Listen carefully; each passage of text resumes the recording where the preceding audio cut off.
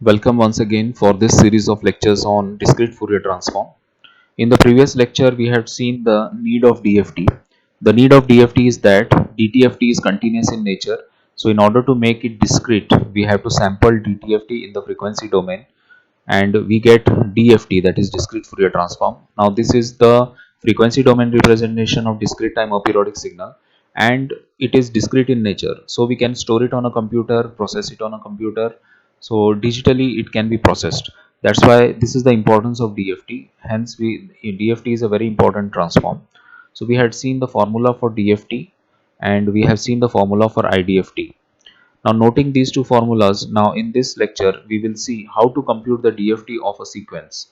So given a sequence like this, suppose we are given x of n, it is 1 1 0 0, it is a 4-point sequence and we are asked to compute the DFT of that sequence. Okay, so let us see the first part of the numerical. In the second part we have to compute the IDFT and x of k is given. So DFT is given and you have to compute the IDFT. So let us first try to compute the DFT of the given sequence. Okay, so in this case the length of the sequence n is equal to 4. So in this formula of DFT which we have seen in the previous, so here capital N is equal to 4 and k ranges from 0 to n minus 1, that is 0 to 3. So our formula for x of k will be, so x of k is equal to n equal to 0 to 3. Why 3? Because it is n minus 1 and n is equal to 4 here. So 4 minus 1 is 3.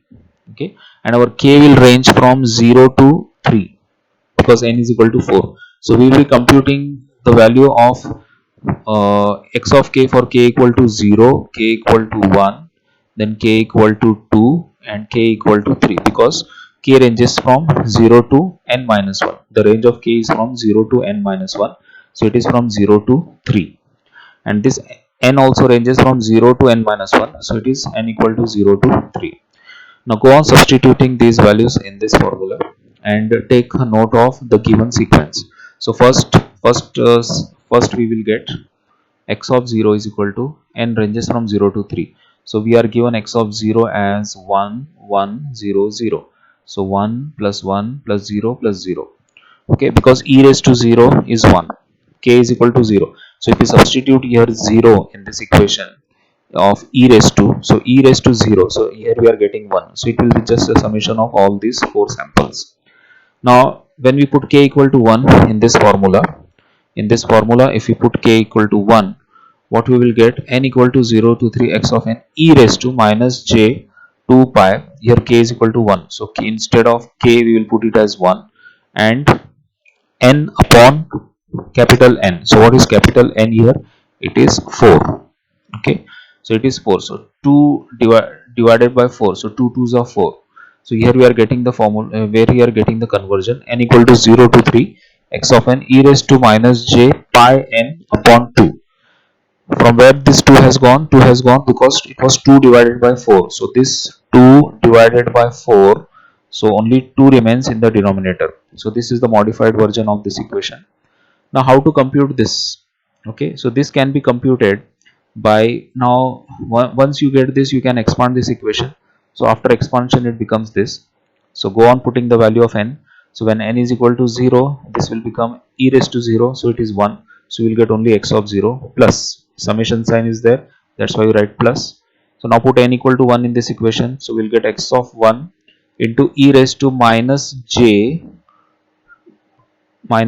pi 1 upon 2. So it is e raised to minus j pi by 2.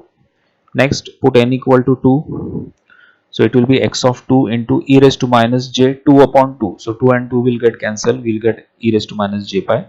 And last we will get, when we put n equal to 3 here in this equation, so x of 3 into e raised to minus j pi 3 by 2. So 3 pi by 2.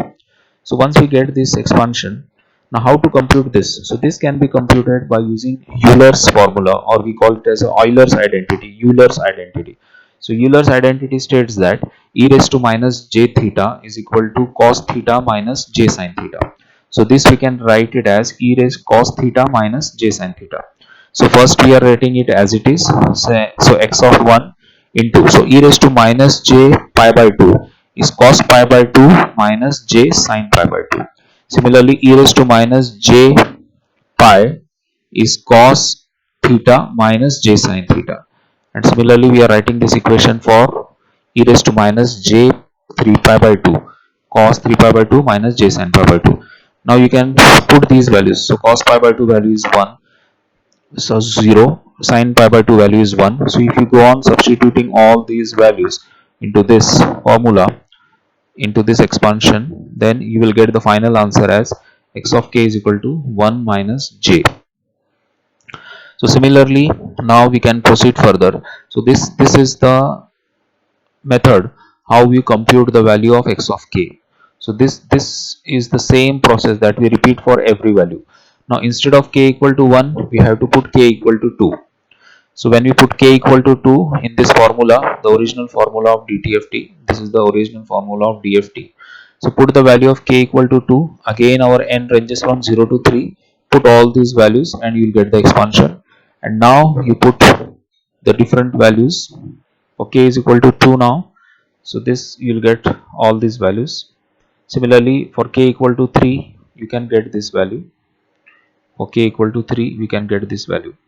So finally, this is for k equal to 0, k equal to 1, k equal to 2 and k equal to 3.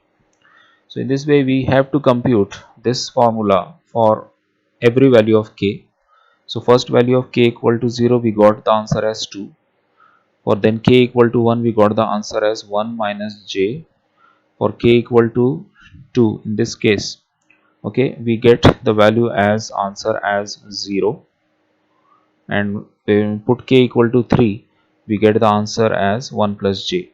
So all these four values, okay, will form the DFT of the given sequence.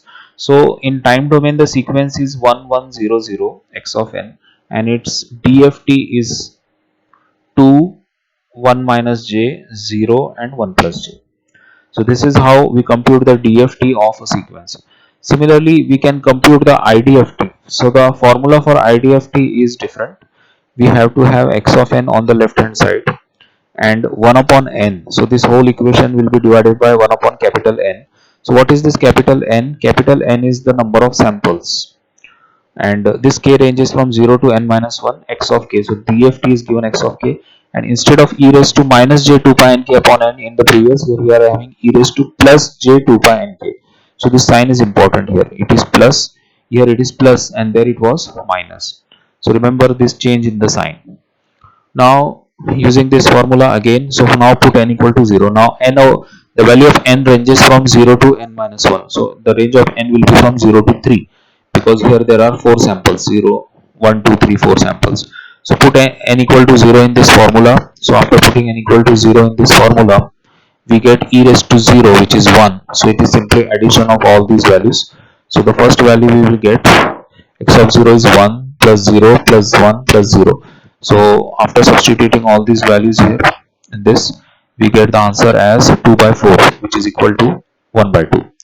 Now put n equal to 1 the next, because first you have to put n equal to 0, 1, 2 and 3, because n, capital N is equal to 4. So n ranges from, small n ranges from 0 to n minus 1, capital N minus 1. So 0 to 3. So now put n equal to 1 in this formula again, same formula. So if you go on substituting the value of n as 1, okay, then you will get this expansion. Now again use the Euler's formula. After using the Euler's identity, you can expand this cos theta minus j sin theta. This is 0. Okay, so simple calculation, you will get this value x of 1. Similarly for n equal to 2, again put this in the formula, expand it using with the Euler's identity and get the value of x of 2. Similarly you can get the value of x of 3. So in this way we can go on putting the value of n and change this value of k from 0 to n minus 1. Capital N is equal to 4 in this case. So k will range from 0 to 3. So go on putting these values of k and n and use the Euler's identity to compute the values of cos and sine, and then finally you can get the discrete time Fourier transform, sorry, inverse discrete Fourier transform of the given sequence x of k. So here x of k was given and we computed x of n using IDFT. This is how we solve the numerical of DFT and IDFT by formula method. In the next lecture, we will see about the matrix method.